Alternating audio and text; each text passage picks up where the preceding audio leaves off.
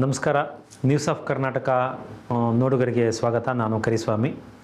ಇವತ್ತು ಇನ್ನೊಂದು ವಿಷಯ ಇಟ್ಕೊಂಡು ನಿಮ್ಮ ಹತ್ರ ಮಾತಾಡಲಿಕ್ಕೆ ನಾನು ಇಲ್ಲಿ ಬಂದಿದ್ದೀನಿ. ಒಂದು ರೀಸೆಂಟಾಗಿ ಲೋಕಸಭೆಯಲ್ಲಿ ವಿಶೇಷ ಅಧಿವೇಶನದಲ್ಲಿ ಚರ್ಚೆ ಆದಂಥ ಕ್ಷೇತ್ರ ಪುನರ್ವಿಂಗಡಣೆ, ಮಹಿಳಾ ಮೀಸಲಾತಿ ಕುರಿತಂತೆ ಆದಂಥ ಮಸೂದೆ ಸೋತೋಯ್ತು. ಸೊ ಅದೇನೇ ಇರಲಿ, ಅದರಲ್ಲಿ ಒಂದು ವರ್ಡನ್ನು ಇಟ್ಕೊಂಡು ನಾನಿವತ್ತು ನಿಮ್ಮ ಜೊತೆ ಮಾತಾಡ್ತೀನಿ. ಅದರಲ್ಲಿ ಈ ಗೌರವ್ ಗೊಗೊಯ್ ಅವರು, ಅಸ್ಸಾಂನ ಮಾಜಿ ಮುಖ್ಯಮಂತ್ರಿ ತರುಣ್ ಗೊಗೊಯ್ ಅವರ ಮಗ, ಲೋಕಸಭಾ ಸದಸ್ಯರಿಗೆ ಅವರು ಲೋಕಸಭೆಯಲ್ಲಿ ಉಪನಾಯಕರು ಹೌದು. ಅವರು ಒಂದು ವರ್ಡನ್ನು ಯೂಸ್ ಮಾಡಿದರು. ಏನು ಅಂದರೆ ಗೆರಿ ಮ್ಯಾಂಡರಿಂಗ್ ಅಂತ.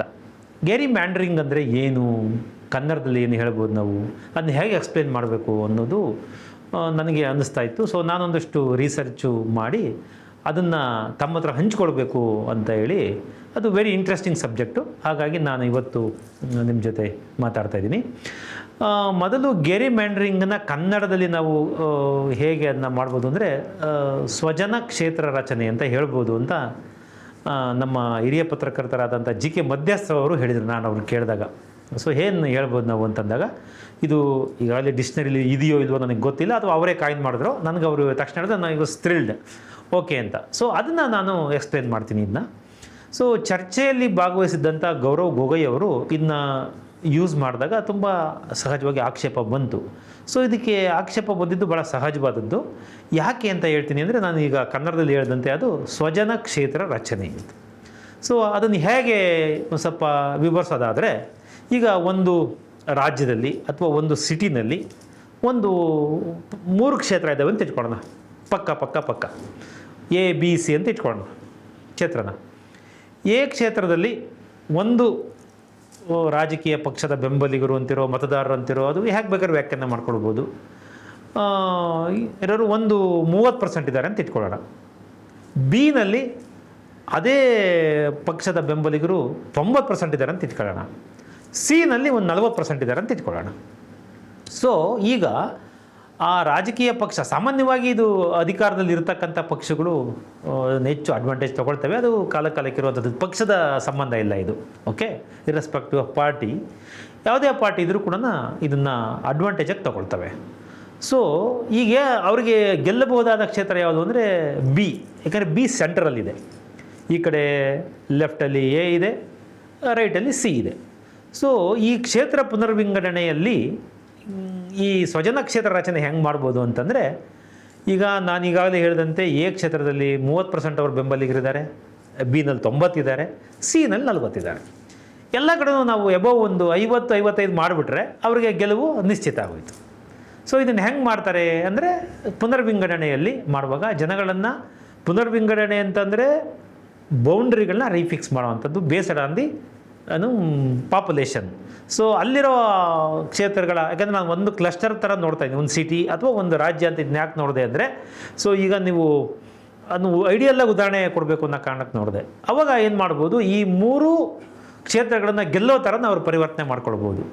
ದಟ್ ಈಸ್ ಕಾಲ್ಡ್ ಸ್ವಜನ ಕ್ಷೇತ್ರ ರಚನೆ ಅಥವಾ ಗ್ಯಾರಿ ಮ್ಯಾಂಡರಿಂಗ್. ಹೇಗೆ ಮಾಡ್ತಾರೆ ಅಂತಂದರೆ, ಈ ಮಧ್ಯದಲ್ಲಿರ್ತಕ್ಕಂಥ, ಅಂದರೆ ಬಿ ಕ್ಷೇತ್ರದಲ್ಲಿರ್ತಕ್ಕಂಥ 90 ಜನದ ಪೈಕಿ ಒಂದು 50 ಜನ ಅಲ್ಲಿ ಬಿಟ್ಬಿಟ್ಟು, ಆ ಕಡೆಗೆ ಒಂದು 20%, ಈ ಕಡೆಗೆ ಒಂದು 20% ತೆಗೆದ್ರೆ ಏನಾಗ್ತದೆ, ಅಥವಾ ಎ ಕ್ಷೇತ್ರಕ್ಕೆ 25% ಕೊಟ್ಟು ಅವ್ರಿಗೆ 15% ಕೊಟ್ಟರು ಏನಾಗ್ತದೆ, ಇಲ್ಲಿ 30 ಇತ್ತು, 15%ಇಂದ 15% ಜನ ಕೊಟ್ಟರೆ ಇದೇ ಜನ 45% ಆದರು, 20 ಕೊಟ್ಟರೆ 50% ಆದರು, 25 ಕೊಟ್ಟರೆ 55% ಆದರು ಈ ಪಕ್ಷದ ಬೆಂಬಲಿಗರು.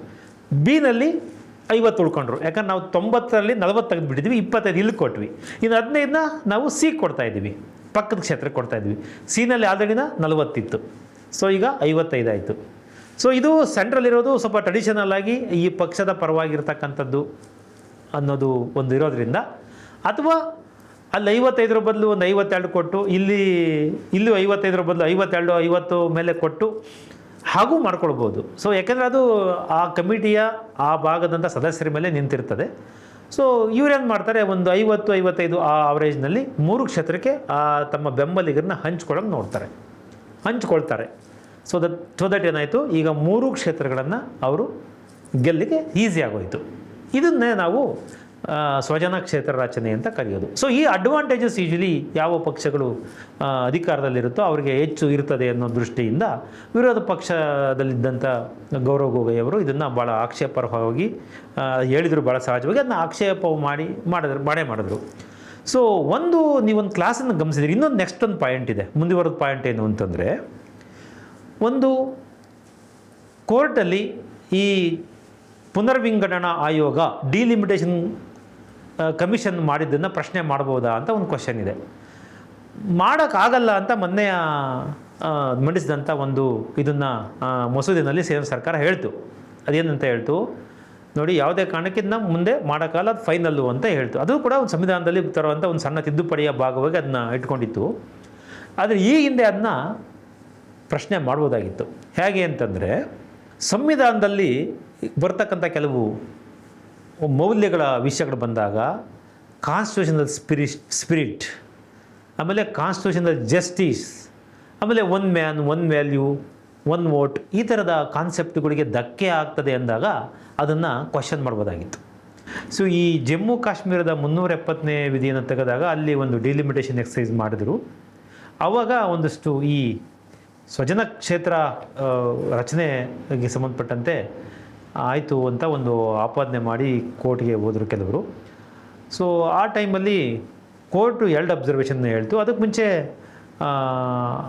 ಈ ಕಮಿಷನ್ನು ಇತ್ತಲ್ಲ, ಕಮಿಷನ್ನು ತನ್ನ ಡಿಲಿಮಿಟೇಷನ್ ಫಾರ್ಮುಲಾವನ್ನು ಅಥವಾ ಡಿಲಿಮಿಟೇಷನ್ ಪ್ರೋಸೆಸ್ನ ಕೋರ್ಟಲ್ಲಿ ಸಮರ್ಥನೆ ಮಾಡ್ಕೊಳ್ತು. ಏನು ಅಂದರೆ, ನಾವು ಕೆಲವು ಎಕ್ಸೆಪ್ಷನ್ ಕೇಸ್ ಇರ್ತವೆ, ಅಲ್ಲಿ ನಾವು ಬರೀ ಜನಸಂಖ್ಯೆಯನ್ನು ನೋಡಲಿಕ್ಕಾಗಲ್ಲ, ಅದು ಇಂಟರ್ನ್ಯಾಷನಲ್ ಬಾರ್ಡರ್ ಎಲ್ಲ ಇರೋದ್ರಿಂದ ಜಮ್ಮು ಕಾಶ್ಮೀರಲ್ಲಿ, ಹಾಗೆ ಹಿಲ್ಲಿ ಏರಿಯಾ ಇರೋದ್ರಿಂದ ಅದೆಲ್ಲ ನಾವು ಕನ್ಸಿಡರ್ ಮಾಡಿಕೊಂಡು ಒಂದು ಡಿಲಿಮಿಟೇಷನ್ ಮಾಡಿದ್ದೀವಿ, ಅದು ಸರಿ ಅಂತ ಒಂದು ಸಮರ್ಥಿಸ್ಕೊಂಡಿದ್ದು. ಒಂದಾದರೆ ಕೋರ್ಟಲ್ಲಿ 2 ಥರದ ಅಬ್ಸರ್ವೇಷನ್ನು. ಏನು ಅಂದರೆ, ಒಂದು ಕೆಲವು ಫಂಡಮೆಂಟಲ್ ಇಶ್ಯೂಸ್ ಇದ್ದಾಗ, ಅಂದರೆ ನೀವು ಅಲ್ಲಿ ಸ್ವಜನ ಕ್ಷೇತ್ರ ರಚನೆಗೆ ಸಂಬಂಧಪಟ್ಟಂತೆ ಆರ್ಬಿಟ್ರರಿಯಾಗಿ, ಅಂದರೆ ಏಕಪಕ್ಷೀಯವಾಗಿ ಮಾಡಿದ್ದಾರೆ ಅನ್ನೋದು ಕನ್ಫರ್ಮ್ ಆದರೆ, ಅದಕ್ಕೆ ಸೂಕ್ತವಾದ ಸಾಕ್ಷ್ಯಚಿತ್ರ ನೀವು ಕ್ವಶನ್ ಮಾಡ್ಬೋದು ಅನ್ನೋದು ಒಂದು. ಸೊ ಅದನ್ನು ಆಪ್ಷನ್ ಓಪನ್ ಇದೆ ಅಂತ ಹೇಳಿದ್ದು ಒಂದು.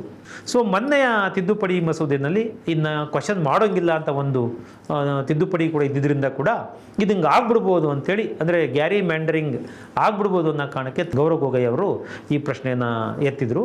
ಸೊ ಈಗ ನಾವು ಹೆಂಗೆ ಸಿ ಅಂದರೆ ಎಲೆಕ್ಷನ್ ಕಮಿಷನರ್ನ ನಾವು ಹೆಂಗೆ ಪ್ರಾಸಿಕ್ಯೂಟ್ ಮಾಡೋಕ್ಕೆ ಬರಲ್ಲ ಅಂತ ಹಿಂದೆ ಒಂದು ತಿದ್ದುಪಡಿ ತಂದರೋ, ಹಾಗೆ ಇದು ಕೂಡ ಒಂದು ತಿದ್ದುಪಡಿ. ಸೊ ಇದರಿಂದ ತುಂಬ ಡಿಸ್ಅಡ್ವಾಂಟೇಜ್ ಇದೆ ವಿರೋಧ ಪಕ್ಷಗಳಿಗೆ, ಅಥವಾ ಯಾರು ಅಲ್ಲಿ ಆಡಳಿತದಲ್ಲಿ ಇರಲ್ಲ ಆಯಾ ಪಕ್ಷಗಳಲ್ಲಿ, ರಾಜ್ಯಗಳಲ್ಲೂ ಕೂಡ ಬೇರೆ ಬೇರೆ ಪಕ್ಷ ಅಧಿಕಾರಗಳಿರ್ತವೆ. ಸೊ ಅಡ್ವಾಂಟೇಜ್ ಅಂತ ಹೇಳಿದ್ದು ನಾನು ಬರೀ ಸೆಂಟ್ರಲ್ ಗೌರ್ಮೆಂಟ್ ಇಟ್ಕೊಂಡಲ್ಲ ಹೇಳಿದ್ದು, ಸ್ಟೇಟ್ ಗೌರ್ಮೆಂಟ್ಗಳಲ್ಲೂ ಕೂಡ ವಿಧಾನಸಭಾ ಡಿಲಿಮಿಟೇಷನ್ ಮಾಡುವ ಕೂಡ ಈ ಥರ ಅಡ್ವಾಂಟೇಜಸ್ ನಾವು ತಗೊಳ್ಬೋದು. ಗ್ಯಾರಿ ಮ್ಯಾಂಡರಿಂಗು ಬರೀ ಲೋಕಸಭಾ ಸ್ಥಾನ ಅಂತಲ್ಲ.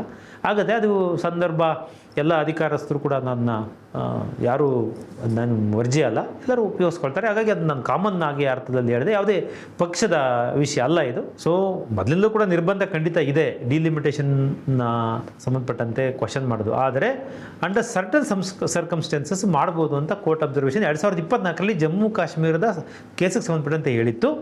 ಸೊ ಅದಾದ ನಂತರ ಈ ಬಿಲ್ಲನ್ನು ಮಂಡಿಸುವಾಗ ಅದು ಆ ಬಿಲ್ಲಲ್ಲಿ ಇದು ಇದ್ದಿದ್ದರಿಂದ, ಅಂದರೆ ಇನ್ನು ಮುಂದೆ ಯಾವುದನ್ನು ಕ್ವಶನ್ ಮಾಡಬಾರ್ದು ಅಂತ ಅದರ ಅರ್ಥವೋ ಅಥವಾ ಹಿಂದೆ ಇದ್ದಂಥದ್ದನ್ನ ಪುನರುಚ್ಚರಿಸಿರೋದೋ ಅದ್ರ ಬಗ್ಗೆ ಇನ್ನೂ ಹೆಚ್ಚು ಡಿಬೇಟ್ ಆಗಬೇಕು. ಸೊ ಇವತ್ತಿಗೆ ಈ 2 ವಿಷಯಗಳು ಸಾಕು ಅಂತ ಅನಿಸುತ್ತೆ. ದಯವಿಟ್ಟು ನೀವೇನಾದ್ರು ಹೊಸ ವಿಷಯ ತಿಳ್ಕೊಂಡಿದ್ದೀರಿ ಅಂತ ಅನಿಸಿದ್ರೆ ಶೇರ್ ಮಾಡಿ, ಲೈಕ್ ಮಾಡಿ. ಸೊ ನಿಮ್ಮ ಕಾಮೆಂಟ್ಸ್ನ ತಿಳಿಸಿ.